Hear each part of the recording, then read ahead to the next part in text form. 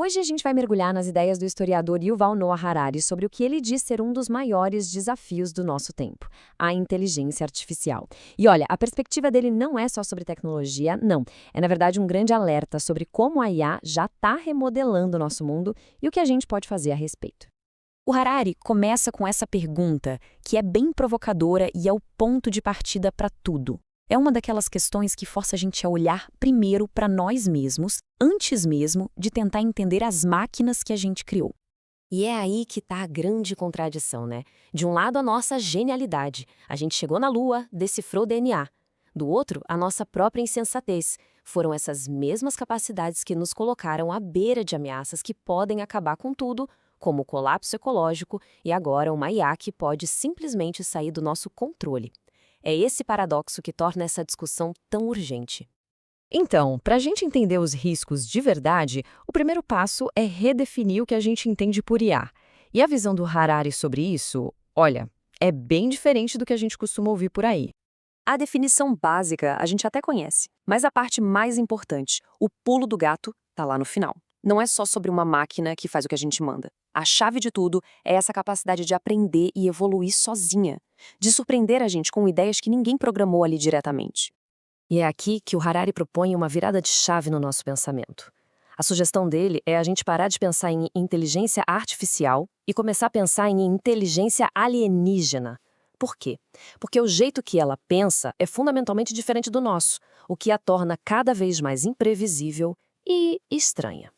Essa natureza alienígena causa uma mudança radical.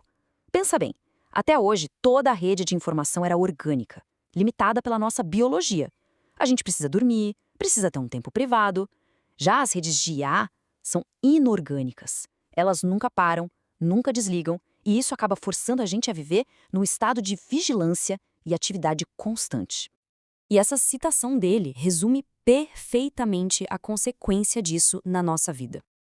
Quando tudo que a gente faz pode ser gravado e analisado, a pressão se torna constante. Aquele espaço para errar, para ser simplesmente humano, começa a desaparecer. Isso nos leva direto aos perigos mais concretos. E como o subtítulo já adianta, eles são bem mais sutis do que a gente vê nos filmes de ficção científica. Esse é o ponto central.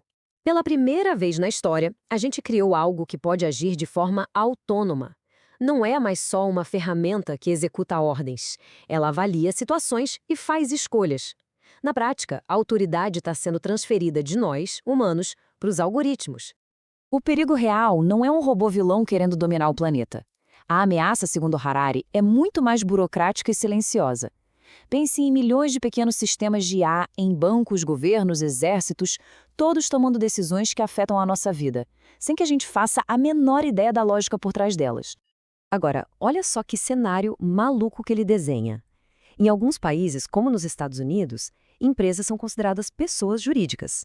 Uma IA poderia ser uma empresa, ter conta em banco, investir na bolsa e, por ser extremamente eficiente, poderia acumular uma riqueza que a gente nem consegue imaginar.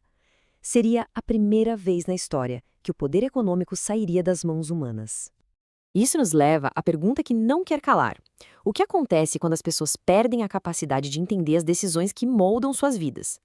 Quando o poder passa para essas inteligências alienígenas, a complexidade pode se tornar uma barreira que a gente não consegue mais ultrapassar.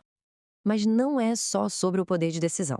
A IA também joga mais lenha na fogueira de um outro problema gigantesco que a gente já enfrenta: a nossa relação com a verdade em um mundo que está inundado de informação. Harari aponta um erro muito comum que a gente comete. A gente tende a achar que quanto mais dados, mais perto da verdade. Mas ele argumenta que é justamente o contrário. A maior parte da informação que existe por aí é, na verdade, ficção, opinião ou simplesmente ruído. Para ilustrar, ele dá um exemplo ótimo. Pense nisto. Ao longo de 2000 anos, a humanidade produziu bilhões de imagens de Jesus. E quantos desses bilhões de retratos são autênticos, feitos enquanto ele estava vivo? Zero. É um oceano de informação com literalmente nenhuma gota de verdade factual. A lição aqui é bem clara. Produzir ficção é fácil, rápido e barato. Já encontrar a verdade, Isso dá trabalho, exige esforço, custa caro. No mundo onde a IA pode gerar uma quantidade infinita de conteúdo, a verdade não vai boiar até a superfície. Ela vai afundar, soterrada por uma avalanche de desinformação. Certo, o cenário parece complicado. E aí, o que a gente faz? Harari propõe que a gente ataque o problema por dois lados ao mesmo tempo. Um para a sociedade como um todo e outro que cada um de nós pode adotar individualmente. A estratégia, então, tem duas partes. A primeira é a gente, como sociedade, criar instituições mais inteligentes, mais adaptáveis, e a segunda é pessoal. Cada um precisa começar a praticar uma dieta de informação para proteger a própria mente. Falando da solução social, a ideia não é tentar prever todos os perigos. Isso é impossível. Em vez disso, o caminho é criar instituições que tenham mecanismos de autocorreção. Pensa na democracia. As eleições são um sistema para a gente corrigir o rumo se um governo falha. A gente precisa de sistemas adaptáveis assim para lidar com a era da IA. E no nível individual, a recomendação é bem prática. Tratar a informação como a gente trata a comida. É preciso fazer uma dieta. Isso significa fazer jejuns periódicos, ficar um tempo offline para processar o que a gente já consumiu, focar na qualidade e não na quantidade e, principalmente, evitar ativamente a informação lixo, que alimenta o medo e o ódio. Porque, no fim das contas, uma mente doente é resultado de uma dieta mental pobre. E a gente termina com essa pergunta, que resume todo o desafio. A luta aqui não é de humanos contra máquinas. É uma luta para preservar a nossa autonomia, a nossa capacidade de diálogo e, no fim, a própria essência do que significa ser humano em um mundo cada vez mais complexo e mediado pela tecnologia.